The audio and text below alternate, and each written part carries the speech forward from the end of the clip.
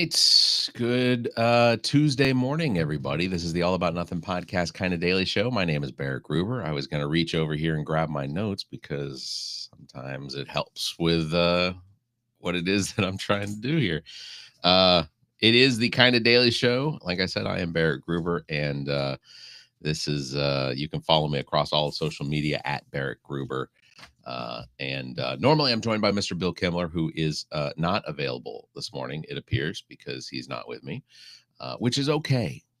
Which is okay, because I have hosted morning shows before where I had to sit there and BS for sometimes hours without any any intent or any follow through or anything like that. So it is not out of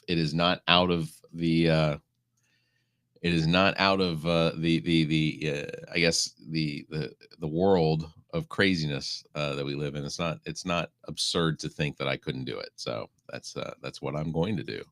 So it is Tuesday morning. We do have we do have a few things that we can discuss this morning. Do have some comments going. So if you do have a comment, please feel free to engage. If you're watching us on YouTube, then you are YouTube or Twitch or any of the other streaming channels, Facebook, whatever, and you want to, you can make a comment. We do have TikTok going because TikTok did not die this weekend. Much I am a little I'm not surprised that it didn't. I am, however, a little disappointed that it's still one of the responsibilities that we have, because there really isn't a like one-stop app that you can post everything to. With TikTok and Facebook and Instagram and all of these, you're pretty much having to post your content everywhere. What everything everywhere all at once was that movie that came out and won an Oscar. Anyway, sidelined squirrel. So anyway, but yeah, we've got a fair amount of stuff going on. We have the 2025 Best of Columbia is coming up. That is going to be starting. Nomination period is going to start tomorrow. So as of tomorrow, all of our episodes are going to have a tag on there asking everyone to go nominate us for the 2025 Best of Columbia Best Local Podcast. And I am going to attempt to at least go live every day wherever I can to basically get those instructions out there so that we can pick up a potential win again. Being able to go live is I think is going to benefit us this time around, because we did lose last season. Why did we lose? Well, I say we lost. We were the runners up to a couple guys that have a podcast out of their chiropractic office that have a substantial percentage of available money to their practice. Sorry, I gotta flip on some lights because I look drowned out or whatnot. So lighting helps. Anyway, so we did get runner up last year to a couple guys that have a chiropractic, which I would have thought would have been like a chiropractic podcast, which, just saying those words out loud also sounds weird. But that was what they did. I'm making some adjustments to my view because I don't know, something felt off. It is April the 8th. Lots of stuff going on in the news. The congratulations to the South Carolina Gamecocks, Lady Gamecocks, who made it all the way to the final game of the national championship. They did not pull off a victory. That's okay. UConn played with an intensity that I don't know that many men's teams would have been able to play. And I know people are going to be the same thing. Men and women play at different levels, and you cannot You cannot have them play each other. But man, those UConn girls just dominated uh, virtually the entire game. It was it was intense to watch, and at times, again, I discussed this before we started recording. I was on TikTok live, and I said that I don't follow basketball enough to really be engaged, super engaged in it, whether it's pros or women's or men's college. And it's not that I'm not interested. I will turn it on and I will watch it from time to time. But I gotta tell you, man, um, I don't understand fouls. I don't understand how fouls, how people, what looks like a foul to me doesn't turn out to be a foul. And then what does look like a foul to me, or vice versa, what doesn't look like a foul turns out to be a foul, and what isn't a foul turns out to be a foul. It just, I can't follow it. I don't. There's two refs on the umpires, or refs on the field, or on the court, or however many, three maybe, I don't know. But the number, it seems like they would be catching these better than what they are. But it was, anyway. South Carolina Gamecocks had an outstanding season, and number two in the nation. So congratulations to them. Congratulations to UConn. Congratulations to Florida last night for pulling off a victory against Houston. It looks like it was a very close game. I didn't watch. I didn't watch, not for any reason. I wasn't protesting it, anything like that. I don't know. I was exhausted last night. It was a long day. It was a long day returning back to work, and honestly, I think a lot of it has to do with just the absolute sheer absurdity of life right now in the political realm. Um, a lot going on. We still have these tariffs that are basically impacting the markets around the world. Um, we now have Donald Trump saying that he's going to have direct talks with Iran over the nuclear program. And to paraphrase what he said, essentially, uh, Iran is either going to take his deal, or it's going to be really bad for Iran. I don't, I don't know what that means.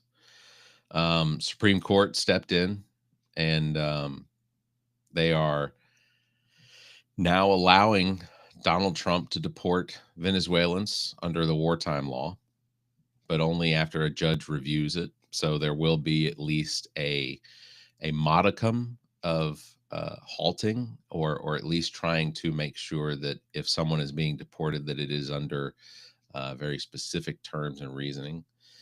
The U.S. Supreme Court upheld, I guess, deportations under the Alien Enemies Act. They also apparently stepped in, and a gentleman who was deported uh, under false pretenses, I guess is the best way to put that. Um, he is going to remain in El Salvador, um, which is absurd to me because, as it turns out, he was not an illegal alien. As far as the information available, it doesn't seem as though anything really made him a target, or should have made him a target. But somehow the Trump administration has convinced the Supreme Court that even though they acknowledge that it was a mistake, that they get to leave him there. My concern is that El Salvador is basically a death sentence. Um, Overcrowding in these prisons in El Salvador, because that's almost what El Salvador is at this point, as far as the government goes, is it's a prison state. Um, I think that if we were looking at this, at least our administration was looking at this in the correct light, that El Salvador would be a country that we'd be issuing sanctions on because of how they are treating their citizens. But instead, we are paying them to house people that are being deported from the United States. And I regardless of how it is that you feel towards any individuals, any particular individuals, or any group. I'm sorry. Let me take that back. Regardless of how it is that you feel towards a group of people, if you have some sort of hatred or some sort of prejudice against them because of the color of their skin, the fact that they don't speak English as well as you, regardless of any of that, I think that it really, to look at exactly what it is that's going on, because essentially people are being kidnapped either from their jobs or from their homes, from grocery stores, from amusement parks. Like, literally, people are being kidnapped and taken out of, away from their families and their friends, and in some cases we may never know what's happening to some of these people. And I think that if people acknowledged what a heinous situation this is and how people are being treated, uh, these are human beings. Yes, I certainly recognize that there are criminals amongst them. There is the likelihood that there may be very violent gang members that are in the United States, that are here illegally, that are here to cause trouble, that are here to commit crimes. I do not disagree that that is a possibility. But because of how our country was set up, because we have a judicial system, we have a justice system that is supposed to find the to find the evidence to support that someone should be convicted of a crime, and if they are, then yes, deportation. um, but that isn't what we're doing. This isn't that.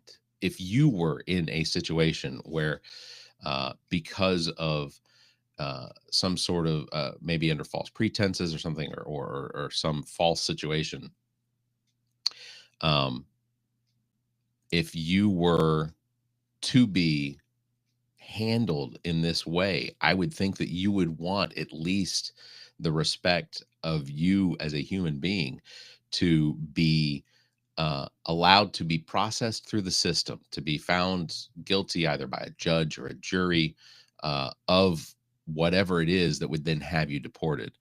Uh, but that's not what we're doing. That isn't what we're doing. And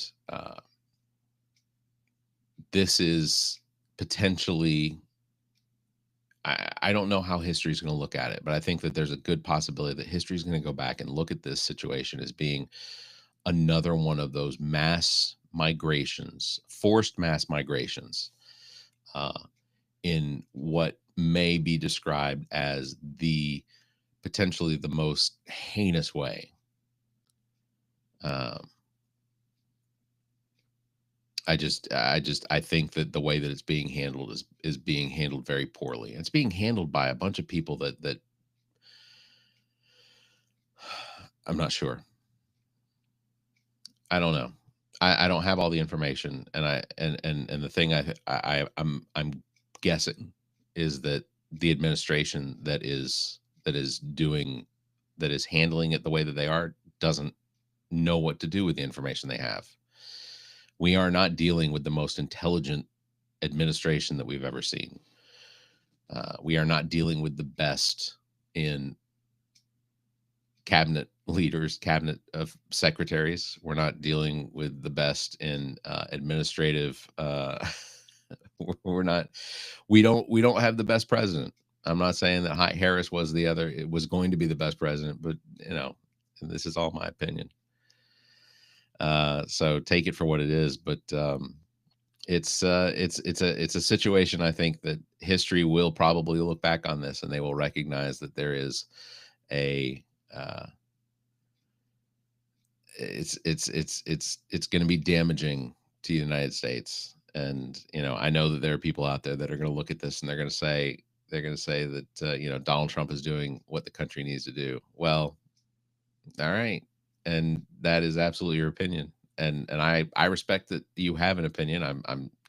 I'm disappointed in the lack of humanity, because in the end, that's what this is it's an absolute lack of humanity. We are, you know, if if someone commits a crime, they are uh, they are given the respect of having a criminal trial, and they get judged. And essentially, right now is there is no there is only executioner, and that's essentially what we have.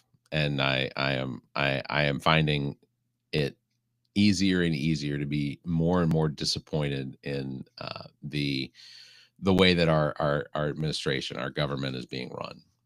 People are scared to death that the Republicans are going to wind up having a uh, an ability to dismantle Medicaid and dismantle Medicare and dismantle Social Security.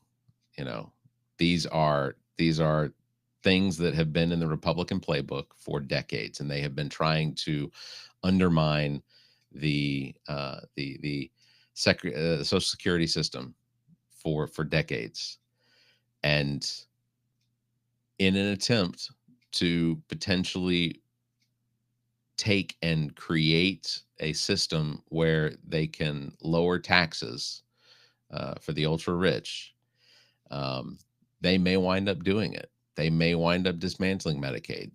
May wind up dismantling Medicare. We're already seeing that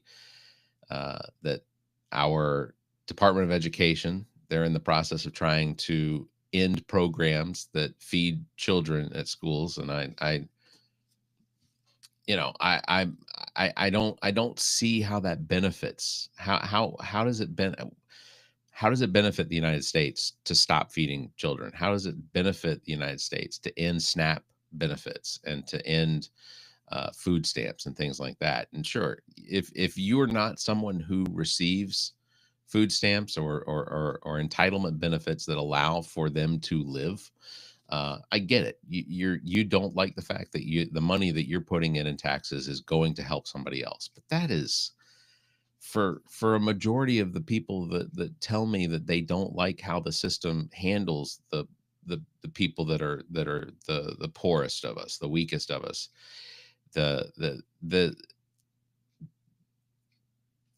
the lack of a lot of them.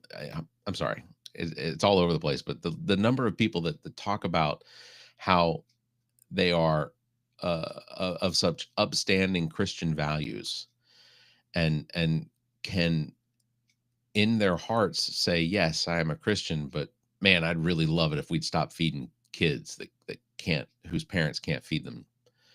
You know, we want all these children born, but so many people out there look at these children that are born and just say, you know what, if their parents can't take care of them, let them starve. And I'm not saying that that's exactly what they're saying. I'm just saying that, but that is the perception that you give off. You know, they talk about, well, we should spend all that money on Ukraine here at home. What would we spend that money that was going to Ukraine? What would we spend that on? Because we're certainly not going to spend it on trying to uh, stop poverty.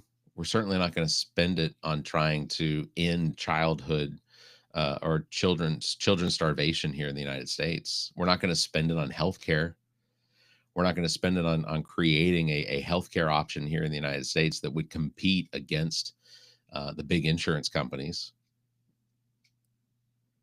I mean, if we did, we'd be doing it already. But that's the biggest argument. People keep saying, you know, stop spending money on Ukraine, bring that money here. It's not going to get spent here. It's not going to benefit the United States or the people of the United States. They're not going to spend that money on you. They're not going to spend that money on me. They're not going to spend that money on trying to make things better. At least spending it on Ukraine keeps Russia from becoming Russia pulling in states and becoming the Soviet Union again, which ultimately there was a time where most of these Republicans and conservatives believed that Russia was our greatest enemy. And now you've completely flipped, and you have this odd opinion of, uh, you have this weird opinion that Russia's our friend. Russia only wants to undermine absolutely only wants to undermine our democracy. They want to take our place. You can ask me for the facts. You can ask me to give you or show you the facts, but ultimately it wouldn't do any good. What I have found throughout the course of all of these elections is trying to provide people with information does them no good. The only way that most of the individuals are going to learn is that you're going to have to suffer through this as well. There is going to have to be some sort of impact on your life. And maybe it's the stock market. Maybe it's the fact that in over the course of the last 2 weeks, over the course really of the last week, the stock market has fallen. We've lost nearly $8 trillion in the value of the stock market. Now, the stock market, I don't think, is an absolutely perfect indicator of the economy. Our economy is different. Your economy is different from my economy. Some people, stock market was up to 44,000. That's a record. I mean, that's huge. The Dow Jones, at least. But does that have a positive impact on you? Does it have a positive impact on me? No. I mean, as someone that doesn't have money in the stock market except for my 401k and an IRA and things like that, yes, I have some money involved in the stock market, but it's not the type of situation that is going to have a dire impact on me. I have been fortunate enough to continue to have a job through most of these downturns in the markets, and it I am it has not disrupted my life. But that isn't to say that there haven't been hard times when the economy isn't doing well and I haven't had to live paycheck to paycheck. Being I think that's one of the things that people need to look at now is, yes, Donald Trump's been in office for 2.5 months. Uh, Things that he promised during his campaign were things like he was going to bring the price of groceries down immediately within 24 hours of his, well, first it was within 24 hours of his being elected, and then it was 24 hours after being inaugurated, that the price of groceries were going to come down. The price of the cost of living was going to come down, and it hasn't. Um, Under Donald Trump, I think the likelihood is that many people are still living paycheck to paycheck. If you were living paycheck to paycheck under Biden, you're still living paycheck to paycheck. Donald Trump has not fixed that for you, and to think that a man who has never made any or has never taken in any concerns of the people, even within his own hemisphere, uh, he's never been the type of person that has really showed that he cares about others. Now, he can stand on stage and tell you that he does. And if that's what you want to believe, you're absolutely going to fall in love with it and you're going to believe it. You are absolutely going to jump on board and you're going to say, yes, this man cares about me because he says it. But there's no evidence to support that he has ever really shown any caring for anyone. He literally, in the state of New York, has had his own charity shut down because they were basically they his charities served as a money laundering scheme for him because he would donate to his own charities, and then those charities would come back and pay for things like his campaign. They would come back and pay for things like, you know, uh, donations, or they would use that money to pay for his plane. Artwork. He would literally sell artwork, or he would auction off artwork that somehow would wind up back in his own apartment in Trump Tower. These are the facts, and those are the things you can look up, and those are the things for me that set the character of who Donald Trump is. And I can't get past those things. I can't look at the things that he has done in his life, 70 almost 79 years of his life. I can't look at those things and not go, this is not an individual who cares. He can stand up on stage and say he cares, but that's not going to convince me. If he were to sign an executive order today If he wanted to get me on board, if he were to sign an executive order today to remove the requirement that you be 65 years or older to receive Medicare benefits, if he was to remove that requirement today and open Medicare up for every individual to apply, that would show me he cares. If he were to end the executive order that he took restrictions or took power away from the EPA, if he were to allow the EPA to actually force companies to clean up the messes that they're creating, especially in West Virginia, where they're currently in West Virginia, they are mining coal at a rate that we have not seen in decades, and they are doing it with this speed and veracity because the regulations on how much of the wash, the silt, the what basically does not get collected up, the amount of that is now washing into the creeks and then into the rivers is going to kill people in West Virginia. It's going to cause cancer, and it's going to kill. This is their drinking water.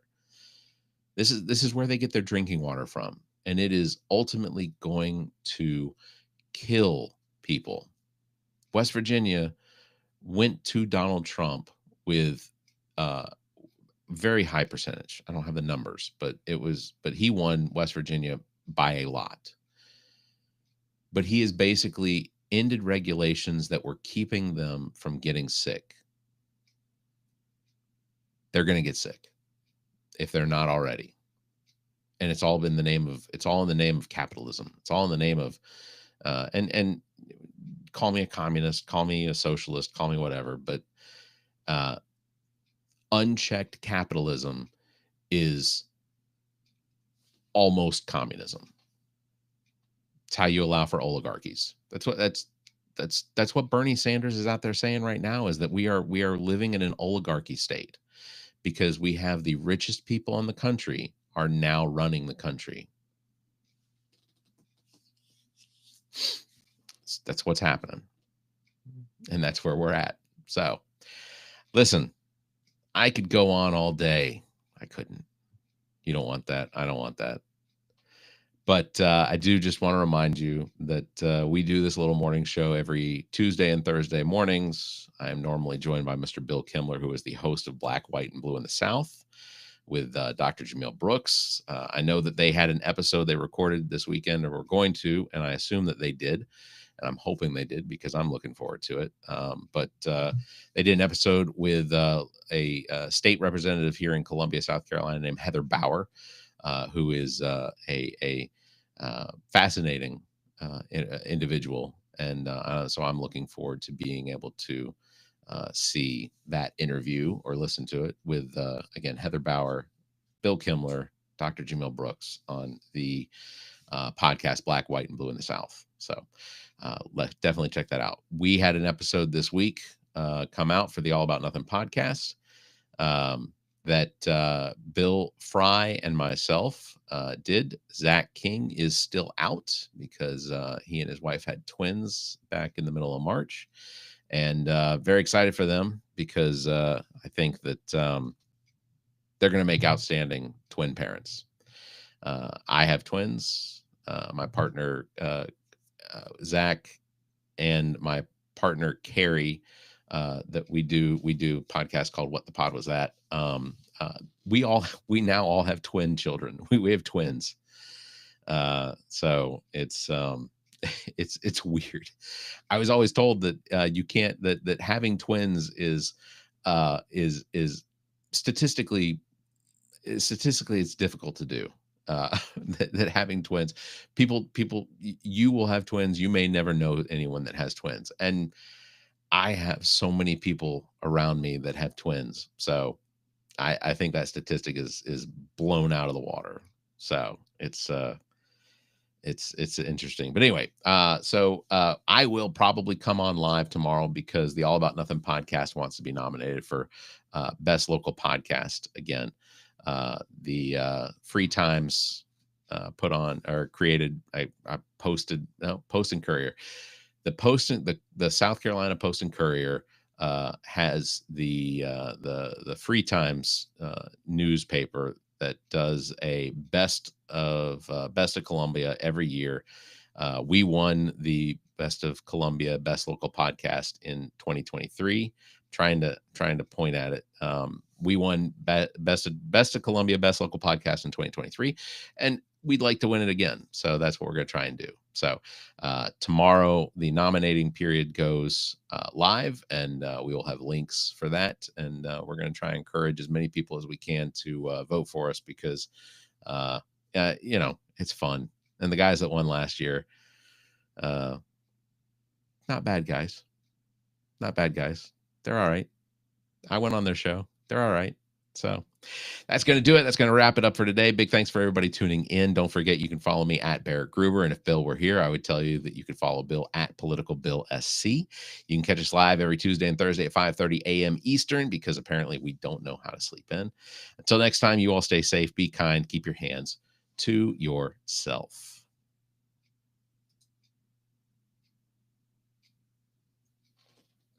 All right. Thank you, TikTok.